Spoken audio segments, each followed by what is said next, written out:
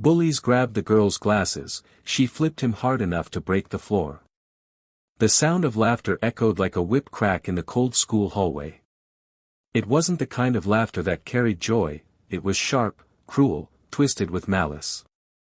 And in the center of it all stood a girl, thin, awkward, quiet, her glasses dangling from the fingers of a boy twice her size. She reached out trembling to take them back, but the boy sneered, jerking them just out of reach again. Then it happened. In a single motion that seemed to defy physics, the girl moved, quick as lightning, silent as a shadow. One moment the boy was laughing, the next he was airborne. When he hit the ground, the polished floor beneath him cracked with a thunderous thud. Everyone around froze. Time stopped. No one had expected that from her. No one had seen her before that day. But after that moment, no one ever forgot her again. If you believe in kindness, in second chances, in the quiet strength that lives inside every soul, like this video, share it, leave a comment, and subscribe to Echoes of Life. Let's keep stories like this alive. They matter more than we think. Her name was Aria Patel, and she had spent most of her life learning how to disappear. Born to immigrant parents in a small industrial town, Aria was the kind of child teachers described as gifted but withdrawn. Her voice was rarely heard above a whisper, her clothes were always clean but never trendy, and her glasses, thick, round, always slipping down her nose, seemed like shields, keeping the world out and herself in. In the hallways, she moved like a ghost, clutching her books to her chest and avoiding eye contact like her life depended on it. And perhaps, in some way, it did. The school she went to wasn't kind to people who didn't fit the mold. In a world obsessed with loudness, arrogance, and performance, Aria's silence was a target painted in red. Every day was a battle of endurance. It wasn't just the snide comments, the cruel notes in her locker, the accidental on-purpose bumps in the hallway, it was the invisibility. It was knowing she could collapse in a crowd and no one would notice until they tripped over her. Her parents were loving but overwhelmed.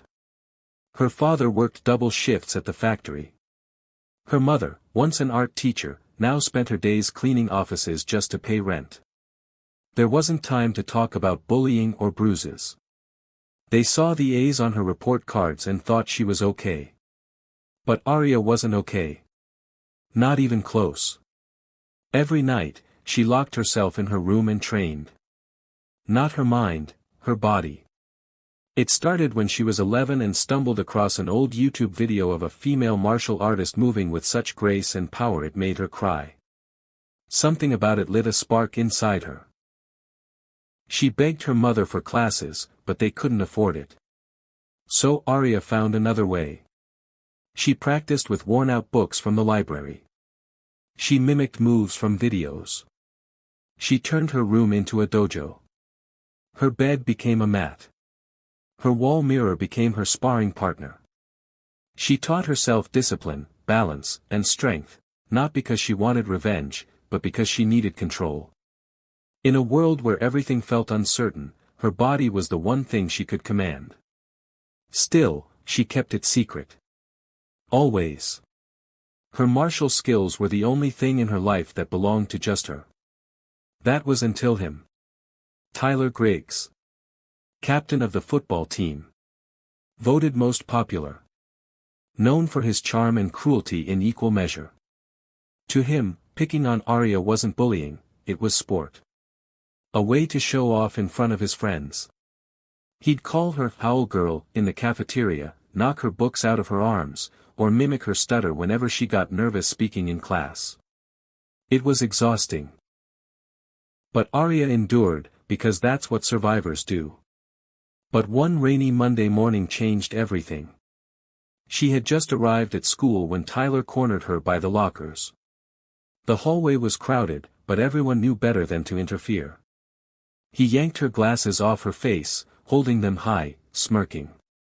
"Looking for these, owl girl?" he mocked, spinning them between his fingers. Aria blinked, her world going blurry, her stomach lurching. But something in her snapped. It wasn't rage. It wasn't humiliation. It was something quieter. Steadier. A decision. In that heartbeat, she moved. A pivot. A shift in weight. A sweep of her leg. Tyler didn't see it coming. One moment he was laughing, and the next, his feet left the ground. He crashed onto the hallway floor with such force that it echoed like thunder. The tile beneath him cracked, a perfect fracture spidering out beneath his body. Silence. Shock. And then, whispers. Aria stood still, glasses back in her hand, the noise around her returning in pieces. Tyler groaned on the floor, too stunned to move. His friends backed away, stunned. The teachers arrived seconds later, but the damage had been done. Aria Patel was no longer invisible. The school couldn't figure out what to do. Tyler's parents were furious. Aria was suspended, despite multiple eyewitnesses who said she acted in self-defense. But that wasn't what people remembered. What they remembered was the girl who flipped Tyler Griggs hard enough to break the floor. She became a symbol. Of quiet power. Of standing up. Of not letting bullies win. The strange thing was, Aria didn't feel proud. She felt scared. The attention, the gossip, it was suffocating. She hadn't meant to hurt him. She just couldn't let it happen again. But something else happened too. People started talking to her. Other students, ones who had once looked through her like she was glass, asked if she was okay. A girl from her science class passed her a note that read, "You're my hero." Even some teachers apologized for not noticing sooner. It was overwhelming. But it was also beautiful. The suspension gave her time to reflect. She trained, not harder, but softer, less about force, more about focus. When she returned, she found the school subtly changed. Tyler avoided her. The bullies stepped back. And some kids, the ones who once walked hunched over in fear, now walked just a little taller. Aria started a self-defense club, open to anyone, especially the quiet ones. The broken ones. The ones no one else saw. She taught not just how to fight, but how to stand. How to breathe.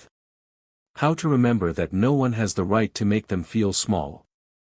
And slowly, she found herself. She wasn't Owl Girl anymore. She was Aria, the girl who fought not to hurt, but to heal. If this story moved something inside you, if it reminded you of your own silent battles or the strength you didn't know you had, please, take a moment to like this video, share it with someone who needs to hear it, and subscribe to Echoes of Life. Your support means more than you know. Before we end, we'd love to hear from you. Has someone ever tried to dim your light? How did you rise again? Leave a comment below, your story might be the strength someone else needs. Because sometimes, the quietest voices carry the loudest echoes, and the ones who break the floor are the same ones who build the bridge. This was Aria's story. But it could be yours too.